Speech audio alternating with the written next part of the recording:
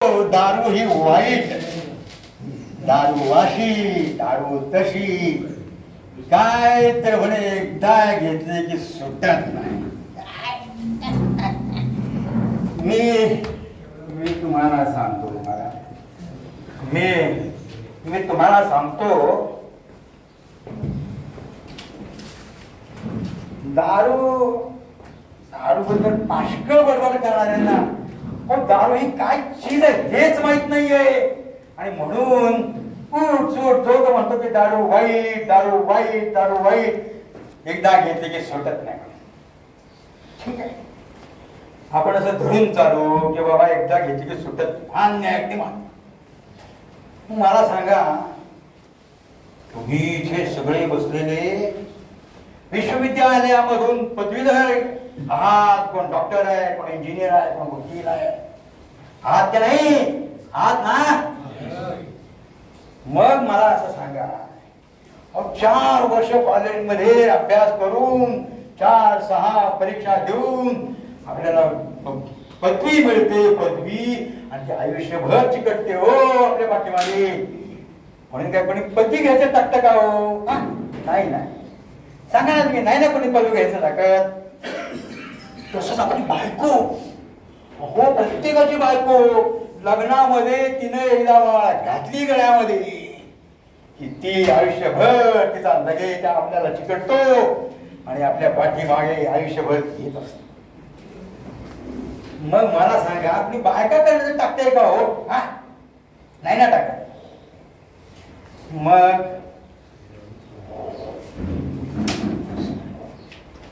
मला असं सांगा, कोण म्हणतो दारू वाईट आहे म्हणून? कोण म्हणतो दारू वाईट आहे? मी सांगतो तुम्हाला, ऐका, बघा.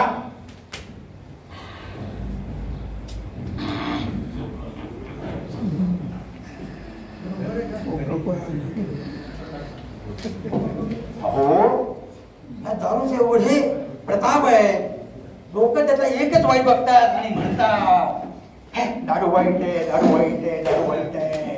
माझ्या इथे दारू उठून दे बाजूला, पण नाही, दारू फार चांगली आहे. कसं ते सांगतो तुम्हाला.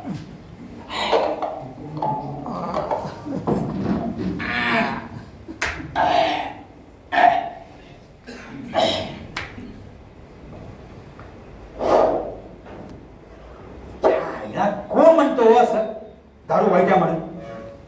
एकदा घेतली की म्हणे सुटत नाही आणि म्हणून दारू वाईट.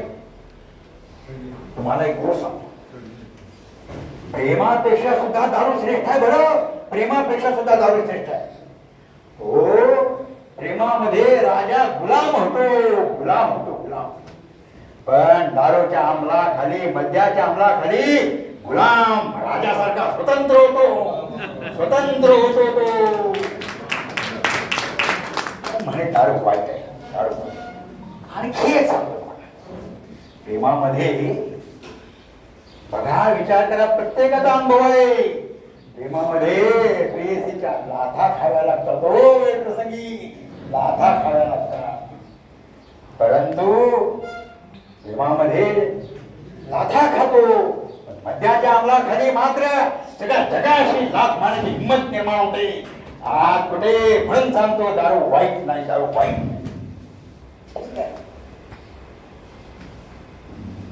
आणखी एक सांगतो तुम्हाला, दारू ही नीतिमत्तेला फार चांगली बरं. खरंच पोषक आहे ती. नीट विचार करा म्हणजे तुम्हाला समजेल.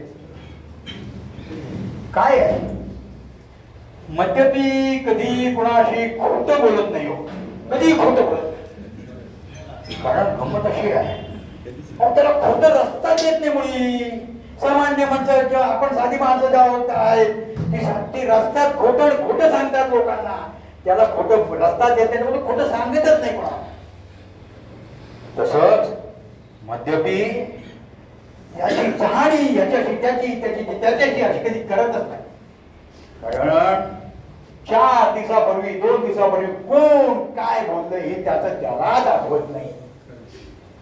आणि हेच सांगतो महत्वाचं आहे ते भाग. मद्यपी कुणाचा विश्वासघात करत नाही बघा, कारण त्याच्यावर कोणी विश्वासच ठेवत नाही. त्यामुळे दारू वाईट आहे, दारू वाईट आहे असं जे काही आरडाओरडा जातं, तेव्हा माझं म्हणणं असं की हे बरोबर नाही. तुम्हाला एक सांगतो, मी तळीराम, मी माझं मृत्यूपत्र तयार केलेलं आहे. मी माझं मृत्यूपत्र तयार केलेलं आहे. तुम्ही केलं का? अरे तुम्ही केलं नसेल तर करा, फार महत्वाचं आहे. बरं, ते महत्वाचं आहे. मी लिहिलंय त्याच्या आधी एक थोडीशी गोड राहायची. हल्ली काय झाले, मद्यपी म्हटलं की संभावित समाज त्याच्याकडे तिरस्काराने बघतो, हेटाळीच्या स्वरूपात बघतो. ते दारवडी आहे, ते दारवडी आहे असं केलं. त्यासाठी आम्ही एक संस्था स्थापन करणार आहोत. इंग्रजांच्या भाषेमध्ये एक क्लब स्थापन करणार आहोत. क्लब माझ्या बरोबर सुधाकर पंच आहेत,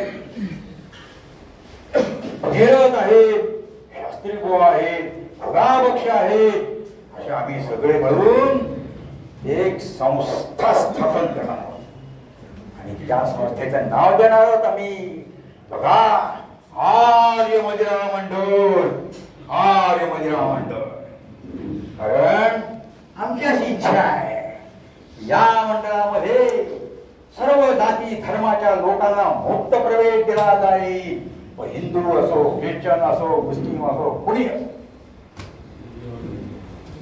आणि आणखी एक महत्वाचं आहे त्याच्यामध्ये, हा जो काही हल्ली या मद्यपानाकडे बघण्याचा दृष्टिकोन बदललाय. काय झाले, हलक्या लोकांच्या हातात मद्यपान गेलेलं आहे.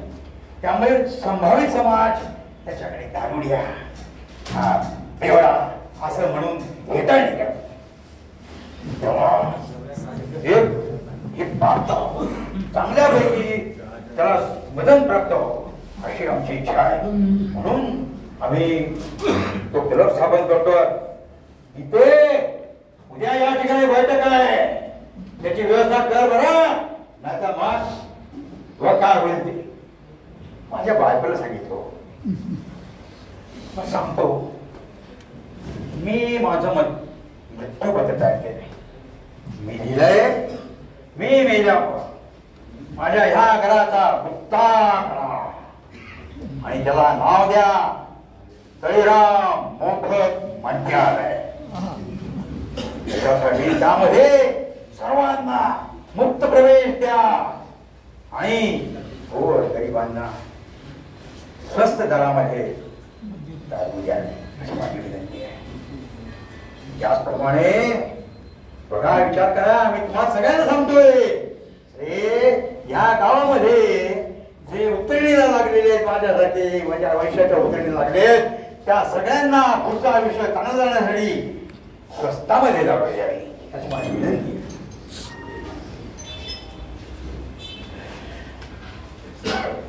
आणि एक तुम्हाला सांगायचं आहे, हा जो गुप्ता आहे, हा गुप्ता रात्रंदिवस 24 तास चालू राहील अशी व्यवस्था करा. 365 चालला पाहिजे.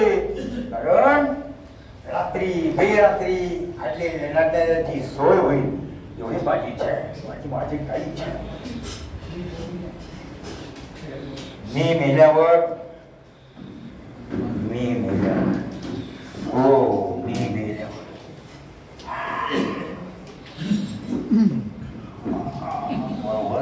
महत्वाचं आहे बघा, मी मेल्यावर माझ्या तोंडामध्ये गंगोलक सोडू नका. हो, गंगोलक सोडू नका. अगदी ऐका, गंगोलक सोडू नका.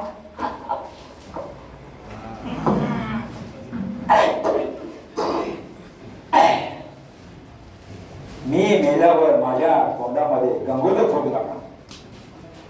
दारूचे 4 थेंब सोडा.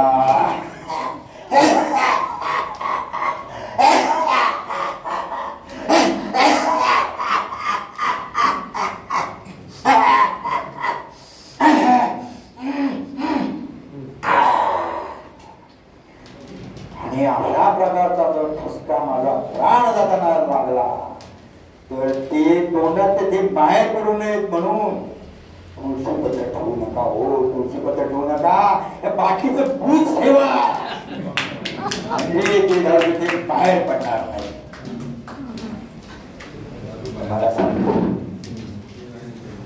मला सांगतो मेल्यानंतर मला सरणावर चढवणार आहात तुम्ही सगळे, मी माझे मित्र सरणावर चढवा मला, पण माझ्या आजूबाजूला दारूच्या भरलेल्या बाटल्या ठेवा, त्यांच्या साह्याने त्यांच्या साक्षीनी मी अग्निप्रवेश करेन आणि परमेश्वराच्या पायापाशी विश्रांती घेईन. एवढं काम करा, कृपा करा. आणखी एक तुम्हाला गोष्ट सांगायची, आणखी एक गोष्ट फार महत्वाची आहे बघा. वर्ष श्राद्ध माझं साधन, वर्षभरानंतर वर्ष श्राद्ध करण्याची आपली पद्धत आहे. या वर्ष श्राद्धाला गावातल्या सगळ्यांना मोफत दारू वाटा, मोफत दारू वाटा. आणि महत्वाचं सांगायचं, गावातल्या सत्पात्री ब्राह्मणांना, सत्पात्र म्हणजे लक्षात आलं ना तुमच्या सगळ्यांच्या आनंद असेल. अहो सत्पात्र म्हणजे रोज जो ब्राह्मण दारू पितो अशा सत्पात्रे 11 ब्राह्मणांना मोफत दारू पाजा आणि प्रत्येकाला 1.25 बाटली दक्षिणा म्हणून द्या. एवढं करा. शेवटचं राहिले, शेवटचं हा महत्वाचा आहे बघा. आपल्या धर्मामध्ये सांगितलंय मेलेल्या कावळा शिवाय जर नाही पिंडाला तर आपल्याला गती मिळत नाही. म्हणून माझी तुम्हाला विनंती आहे मित्रांनो, माझी तुम्हाला विनंती आहे की माझ्या पिंडावरती दारूचे 4 थेंब सोडा, बाजूला बाटली ठेवा, म्हणजे कावळा झटपट शिवेल आणि मी अनंता दिली नेऊन प्रत्येकाच्या पायापाशी मला जागा मिळते. चला तर मित्रांनो, माझी आता मद्यपानाची वेळ झालेली आहे. चला तुम्ही सगळे माझ्या बरोबर, अरे शेवटचे दिवस राहिले ते काय राहिले असतील आनंदात घालूया, कुठल्याही प्रकारचं टेन्शन न घेता हे आयुष्य मजेमध्ये घालूया. चला माझ्या बरोबर.